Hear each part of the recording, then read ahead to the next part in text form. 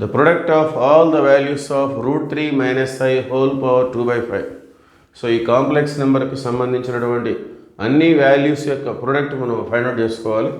So ముందుగా let x is equal to root 3 minus I whole power 2 by 5. So ఇచ్చినటువంటి దాన్ని మనం ఎక్స్గా treat చేసుకుందాం. సో ఇది హోల్ పవర్ 2 by 5. ఇందులో 1 by 5ని మనం లెఫ్ట్ సైడ్ ట్రాన్స్ఫార్మ్ చేసుకున్నట్లయితే సో హోల్ పవర్ 2 by 5 అంటే 2 into 1 by 5. సో ఆ 1 by 5 అనేది లెఫ్ట్ సైడ్ వచ్చేస్తే x పవర్ 5. సో అప్పుడు రిమైనింగ్ వచ్చేసి root 3 minus I whole square. So ఈ విధంగా వచ్చేస్తుంది. హోల్ పవర్ 1 by 5ని మనం లెఫ్ట్ సైడ్ ట్రాన్స్ఫార్మ్ చేసుకున్నాం. Then it become like this. Okay, so ఇక్కడ a minus b whole square formula.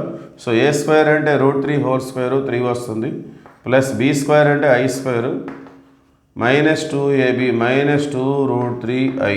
Okay, so 3 plus I square అంటే మనకి minus 1 minus 2 root 3I. So 3 minus 1 అంటే 2, 2 మైనస్ 2 రూట్ 3I. సో ఇక్కడ మనం 2 common తీసుకుందాం, 1 minus root 3I. So 2 into 1 minus root 3I. So ఇదంతా ఏంటి, X power 5. X power 5 అంటే అర్థం ఏంటి, ఎక్స్ అనేదాన్ని మనం 5 times మల్టిప్లై చేస్తున్నాం. X into X into X into X into X అంటే ఎక్స్ని 5 times మల్టిప్లై చేస్తున్నాం అంటే సో దీన్ని కూడా మనం 5 times మల్టిప్లై చేస్తున్నట్టే. So the product of all the values of root 3 minus I whole power 2 by 5 అంటే సో దీనికి హోల్ పవర్ 2 by 5 అంటే దీనికి 5 రూట్స్ ఉంటాయి.